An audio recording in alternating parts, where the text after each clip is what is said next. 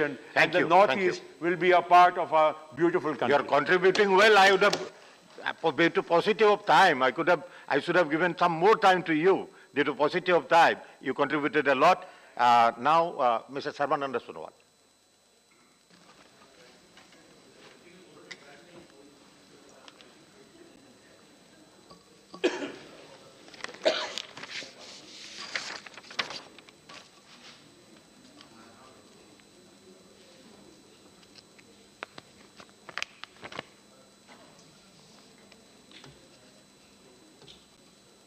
माननीय सभापति महोदय,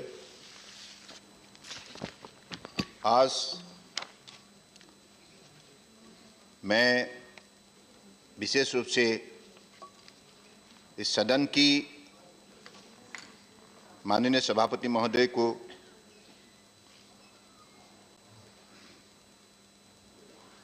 धन्यवाद देता हूं, क्योंकि उन्होंने इस सदन में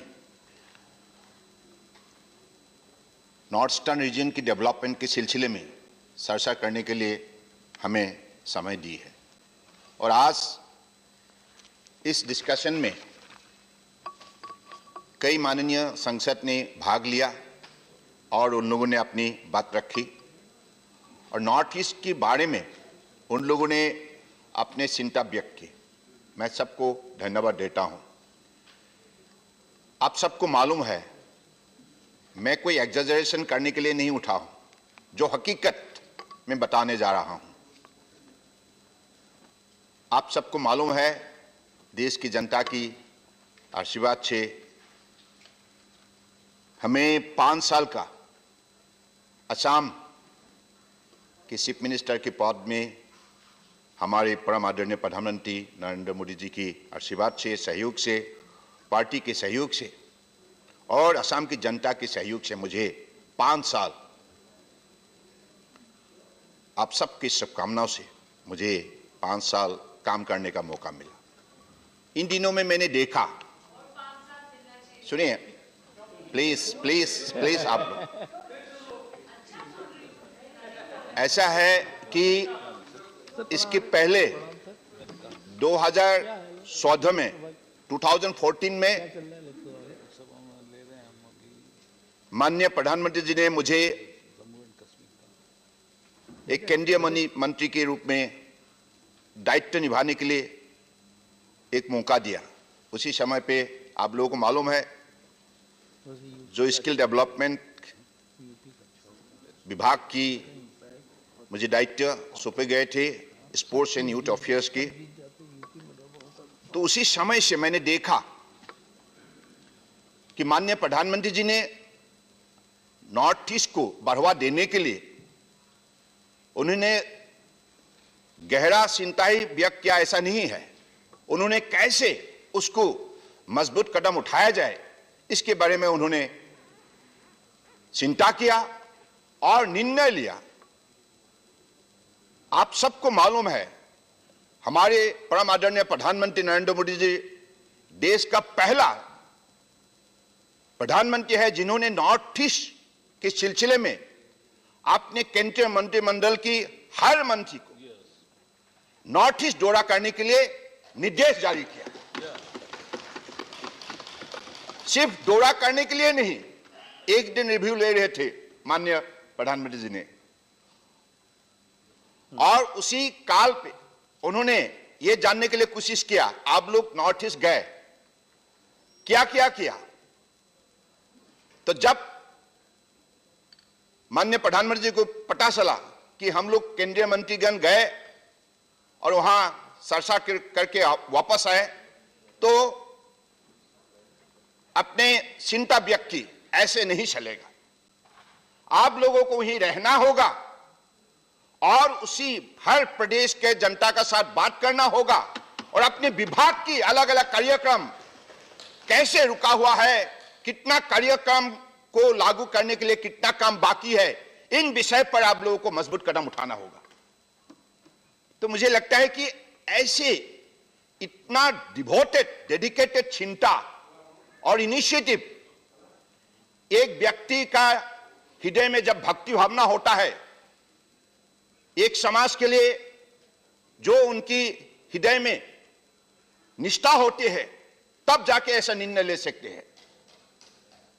तो उसके साथ साथ केंद्रीय सरकार की हर विभाग की वरिष्ठ अधिकारीगणों को कहा गया है, आप भी जाइए, सारे विषय को समझिए और नॉर्थ ईस्ट के विकास का गति बढ़ाइए। तो इसलिए नॉर्थ ईस्ट ने पिछले 7 साल के अंदर जो परिवर्तन का सेहरा देखा, जो परिवर्तन का माहौल उन्होंने देखा, और हर प्रदेश को इस परिवर्तन की वजह से जो उनको नई रोशनी दिखाई दी, नई उमंग लोगों का मन में पैदा हुई, और पिछले दिनों में जो काम हुआ है, विशेष रूप से मोदी जी हमेशा मानते हैं कि transformation is possible through transportation. इसलिए पहला कंडीशन है connectivity and communication.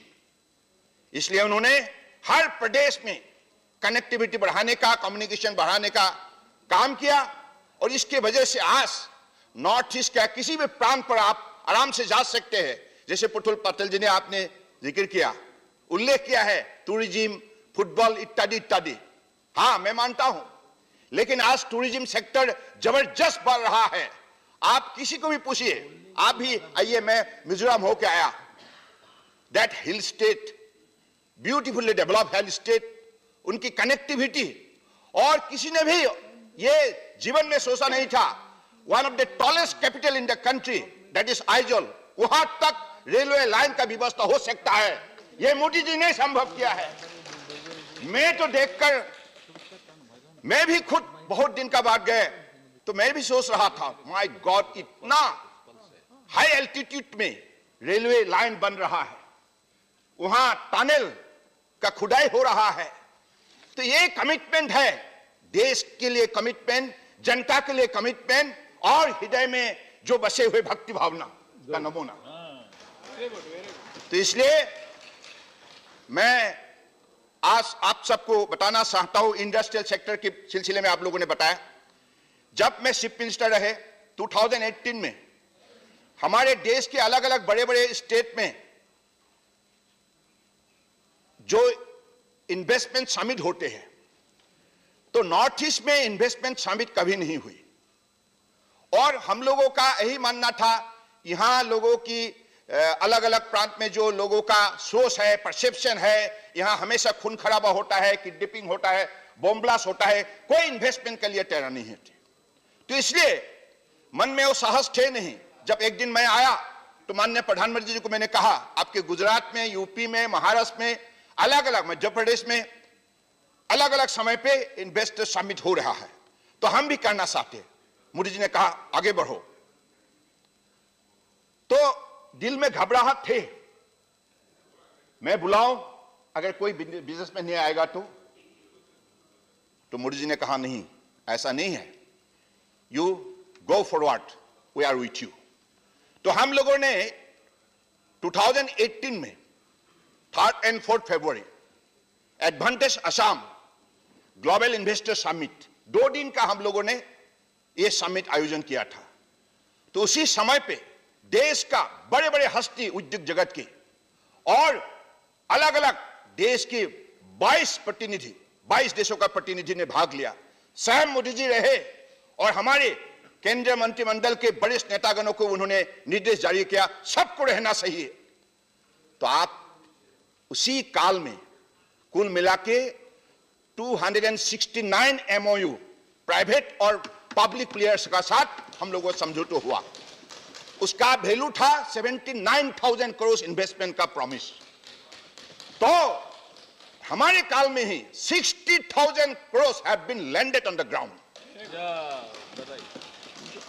Numaligarh refinery, पहले उनका उत्पादन शक्ति थे 3 मिलियन टन पर एनम, और मोदी जी ने उसको बढ़ा के by investing more than 29,000 crore उन्होंने फ्रॉम 3 मिलियन टू 9 मिलियन तक करा दिया। ऐसे ही बंगाईगांव रिफाइनरी का पहले उत्पादन शक्ति थे 2.5 मिलियन टन, और इसी को बढ़ाकर 10,000 करोड़ इन्वेस्ट करके उसको 2.5 मिलियन टन से 5 मिलियन टन तक उन्होंने उसको एनहांस करने का कदम उठाया। तो इसी हिसाब से आप ब्रह्मपुत्र में आप देखिए, पहले पुल बनाने के सिलसिले में 20 साल 16 साल लगते थे, एक एक पुल। अधिकतर पुल पहले यूपीए गवर्नमेंट ने शुरू किया था, उसका पहले इतिहास बन गए, लोग तो भूल गए। ये पुल में कभी हम लोग को आने जाने का मौका मिलेगा नहीं। लेकिन मोदी जी ने हर विषय को अधिक गंभीर रूप से लिया और उन्होंने अपने विभाग की अलग अलग अधिकारियों को और केंद्रीय मंत्रिमंडल की हमारे विभाग की मंत्रियों को उन्होंने आदेश जारी किया और बाद में हमारे देश की सबसे लंबे जो पुल, रेल काम, रोड, बोगीबिल ब्रिज मोदी जी की मेहनत के वजह से, उनकी सहयोग और आशीर्वाद की वजह से कंप्लीट हुआ हमारे कार्यकाल में। और साथ साथ में ढाला सदिया, जिसका कनेक्टिविटी के वजह से अरुणाचल प्रदेश, असम, नागालैंड सभी प्रदेशों का बहुत लाभ होता है। तो 7.5 किलोमीटर के लंबे ये पुल भी मोदी जी की मेहनत के वजह से कंप्लीट हुआ। और साथ साथ में ब्रह्मपुत्र के ऊपर नया 5 पुल बनाने का काम शुरू हुआ है। और साथ साथ में AIIMS, Indian Institute of Agriculture Research, National Institute of Design, greenfield airport Arunachal Pradesh, सारे आप 8 प्रदेश में देखिए कनेक्टिविटी और कम्युनिकेशन के सिलसिले में क्या परिवर्तन लाया है पिछले 7 साल के अंदर। मैं इस विषय पर अगर आपको विवरण देने लगूं तो मुझे 3-4 घंटा लगेगी। एक दिन एक सभा की मैं अनुभव बता रहा हूं। गुवाहाटी में एक सभा हुआ था, मैं भी मंच पे बैठा हुआ था, परम आदरणीय प्रधानमंत्री का दाहिने में। तो एक हमारे सज्जन भाषण दे रहे थे, तो दूर में एक पेड़ देखा, पेड़ फूलों से भरा हुआ था। मोदी जी ने सवाल किया, ये पेड़ का नाम क्या है? मैंने देखा ये कृष्णचूड़ा है। अच्छा, ऐसे ही फूल होता है? हाँ, ऐसे होता है। तुम एक काम करो, सारा आसाम में ऐसा पेड़ लगाने का काम करो। अगर 2 महीना फूल होता है तो टूरिज्म का पोटेंशियलिटी बढ़ेगा। देश और दुनिया की टूरिस्ट इस नजरिए को देखने के लिए आएगा। तो मोदी जी की दिए हुए शक्ति और उनकी जगाए हुए अनुभव से मैं बोलने से ठीक नहीं होगा, हमने असम के जनता और देश की जनता की सहयोग की वजह से कुल मिलाकर फल फूल औषधि, क्योंकि मोदी जी हमेशा कहा करते हैं, पार्लियामेंट में उनके मेडियन भाषण में भी ये बोले थे कि नॉर्थ ईस्ट में जो जैविक शक्ति, प्रकृतियों में शक्ति, संपदा और शक्ति बसा हुआ है, इनको सुरक्षित करना होगा और देश की एक जैविक केंद्र बिंदु के हिसाब से प्रतिष्ठा करना होगा। तो उसी नीति के आधारित हम लोगों ने तय किया फल फूल औषधि, यानी कि फल ट्रेडिशनल जो फ्रूट होता है, फूल और औषधि, ऐसे ही कुल मिला के हमने लक्ष्य तय किया। इंटरनेशनल जो वर्ल्ड एनवायरनमेंट डे में हम लोगों ने प्रतिज्ञा ली कि कुल मिला के असम की जनता के सहयोग से हम 10 करोड़, 1 करोड़ 2 करोड़ नहीं, 1 लाख 2 लाख नहीं, 10 करोड़ पेड़ लगाने का हमने निर्णय किया। और हमारे कार्यकाल में 9 करोड़ 50 लाख हमने पेड़ लगाया। ये मोदी जी का अनुप्रेरणा है, उनकी दिए हुए शक्ति है। यही है हमारे प्रधानमंत्री नरेंद्र मोदी जी। उनकी असली पहचान यही है जो प्रकृतियों से जुड़ा हुआ है, जो भगवान का आशीर्वाद का फल है और हमारी जनता का तपस्या का फल है। तो इसलिए नॉर्थ ईस्ट को उन्होंने अपने 7 साल के अंदर जितना तक सहयोग किया है, इसके वजह से आज नॉर्थ ईस्ट जाग उठा है और सब देश की जनता नॉर्थ ईस्ट को देखने लगा है। नॉर्थ ईस्ट के बारे में मोदी जी ने देश और विदेश के धरती में जितना गुणगान किया है, जितना प्रमोट किया है, इसकी वजह से आज दुनिया नॉर्थ ईस्ट के बारे में उनके मन में जो उनकी सोच, उनकी सारे परसेप्शन बदला है, इसके पीछे मोदी जी है। तो इसलिए नॉर्थ ईस्ट के डेवलपमेंट के सिलसिले में अभी भी आप अनुमान नहीं कर सकते। मैं 2014 में लखीमपुर कॉन्स्टिट्यूएंसी की मैं सांसद थी। उसी काल में जुनाई तक रिमोटेस्ट, जब पासीघाट का पास में जो स्टेशन, आखिरी स्टेशन है रेलवे का, एक भी ट्रेन नहीं चलता था। मोदी जी को एक दिन मैंने जब उल्लेख किया जे इस विषय पर लोगों को काफी दिक्कत हुआ है, अधिकतर अरुणाचल असम के लोग इस ट्रेन लाइन को इस्तेमाल कर सकते हैं, उनके व्यापार हो, उनकी शिक्षा हो, उनका संस्कृति हो, उनका टूरिज्म हो, उनकी दूर वक्त का रूटी हो, इसी ट्रेन लाइन से अगर ट्रेन चला करे तो कल उनके लिए सुविधा होंगे। तो मोदी जी ने एक नहीं, दो नहीं, 10 ट्रेन उन्होंने चलाने का काम किया। और नॉर्थ ईस्ट में पहली बार के लिए डबलिंग ऑफ रेलवे ट्रैक, पहले सिंगल ट्रैक हुआ करते थे, गुड्स ट्रेन, पैसेंजर ट्रेन, किसी स्टेशन में किसी पैसेंजर ट्रेन को इंतजार करना पड़ता था, गुड्स ट्रेन जा रहा है, उसके लिए जगह खाली करो। तो उसी हालत को बदल के डबलिंग ऑफ रेलवे ट्रैक बनाने का काम मोदी जी ने शुरू किया और कंप्लीट हुआ अधिकतर जगह में। और इलेक्ट्रिफिकेशन, हमारे नॉर्थ ईस्ट के लोग कभी भी इलेक्ट्रिफिकेशन का, उसका जो इलेक्ट्रिक ट्रेन का कभी भी उन्होंने दृश्य नहीं देखा था। जब बाहर आता था घूमने के लिए तब मुगल सराय से शुरू होता था। तो उनकी भी हमेशा मन में उम्मीद थे, और आपके सरकार के कार्यकाल में बोलते बोलते थक गए। क्या बोले, मैं कोई आलोचना करने के लिए नहीं खड़ा हुआ हूं, बोलते बोलते थक गए। तो क्या बोले, नॉर्थ ईस्ट के बारे में आप लोग जब भी बोलते हैं तो मुझे लगता है कि हाँ ठीक है, बोलना सही है, सबका अधिकार है कि नहीं, लेकिन जो हकीकत है उनको भी आप लोग उपलब्धि कीजिए। मोदी जी ने इलेक्ट्रिफिकेशन का, जो रेलवे ट्रैक का, इसका काम भी ऑलमोस्ट कंप्लीट कर दिया है। तो इसलिए अभी तो इलेक्ट्रिक ट्रेन चलने लगा है असम के अलग अलग प्रांतों पर।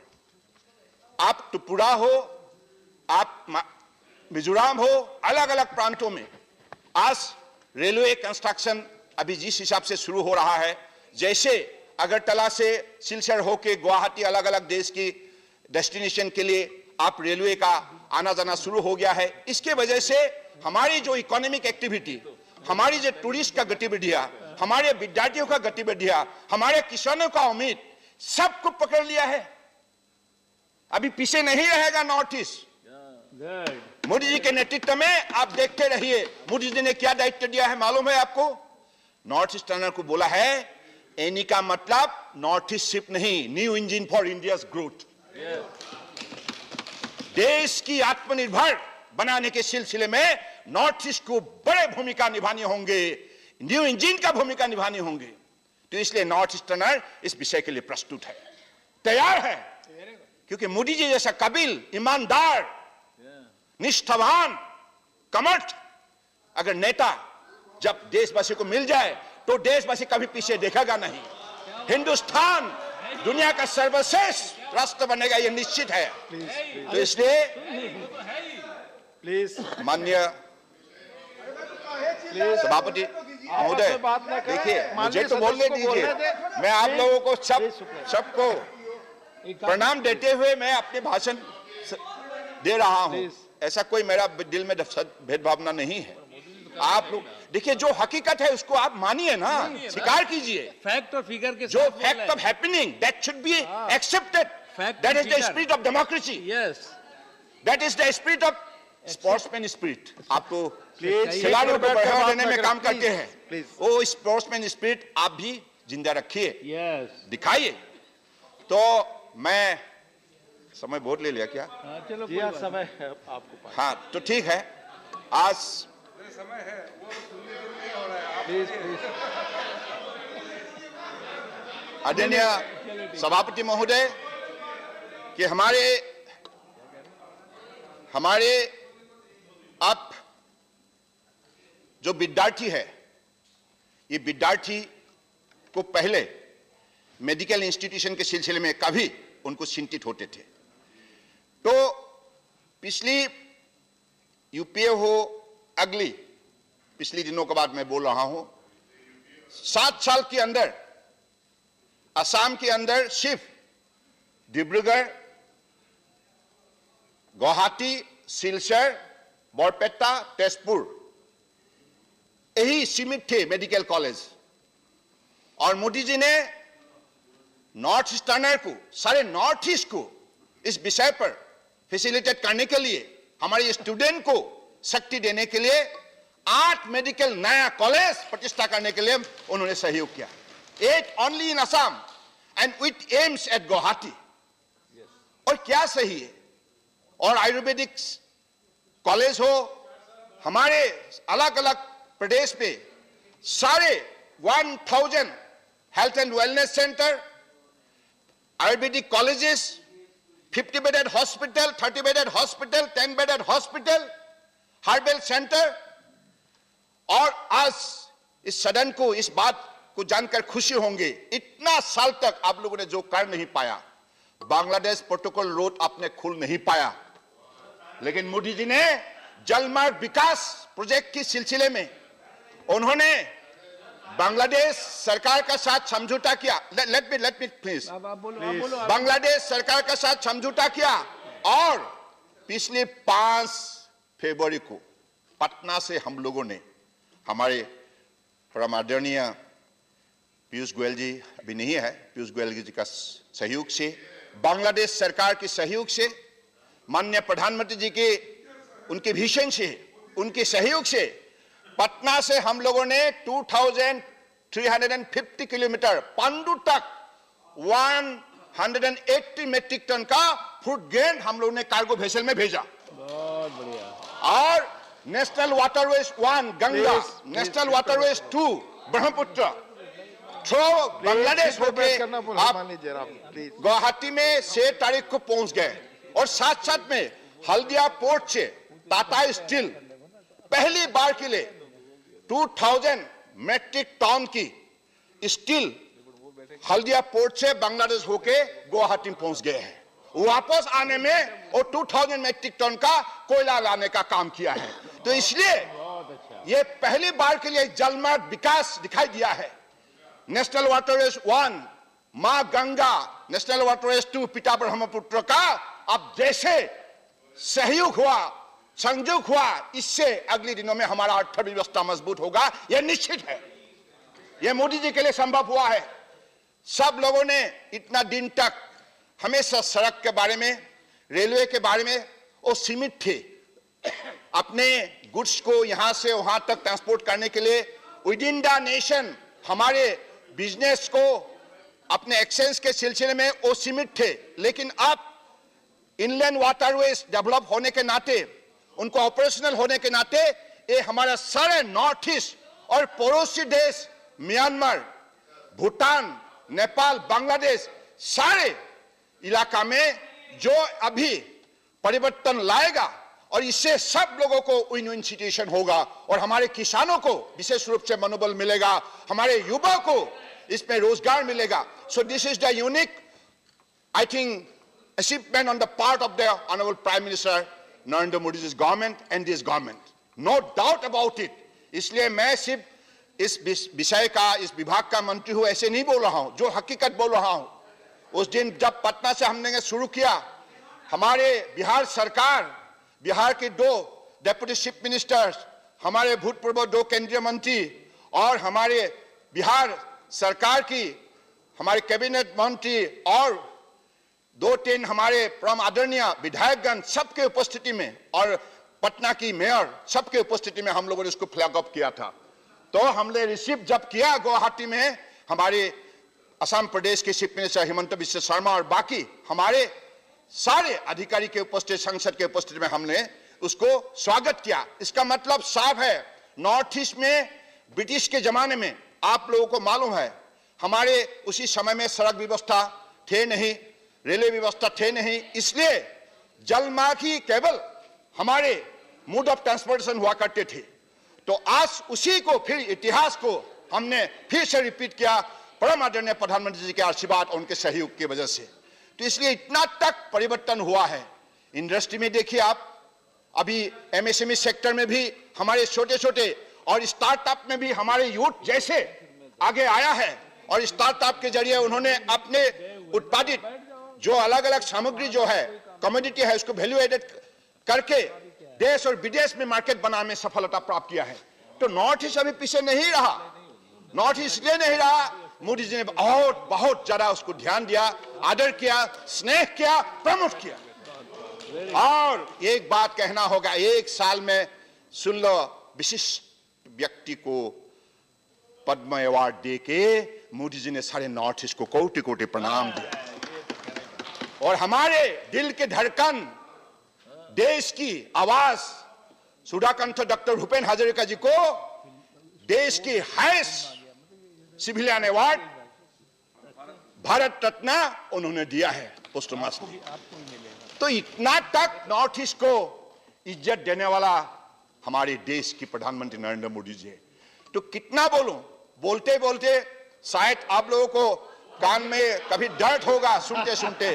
आप धीरज रखिए, बोलना होगा, बोलना होगा, सुनना भी होगा, सुनना भी होगा। सुनने के लिए सहन शक्ति बढ़ाइए और इसके लिए योगा कीजिए। योगा का बिना सहन शक्ति बढ़ता नहीं। तन मन आत्माओं को जोड़िए। तो मुझे लगता है कि हमारे चाहिए तो योगा टीचर भेज देंगे। हाँ, हम भेज देंगे। मान्य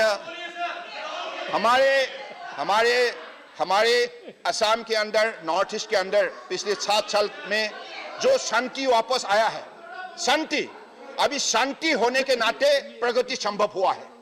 और इस शांति व्यवस्था को खड़ा करने के लिए, संभव करने के लिए माननीय प्रधानमंत्री नरेंद्र मोदी जी ने और हमारे देश के गृह मंत्री अमित शाह जी ने बहुत मजबूत कदम उठाए और नॉर्थ ईस्ट के लोगों को साथ लिया, विश्वास में लिया। इसके वजह से आज सारा नॉर्थ ईस्ट शांति बसा हुआ है, कोई खून खराबी नहीं। इसके वजह से आज इन्वेस्टर का साहस दुगुना हो गया है। सब नॉर्थ ईस्ट में जाके इन्वेस्ट करने के लिए आज मनोबल बढ़ाया है।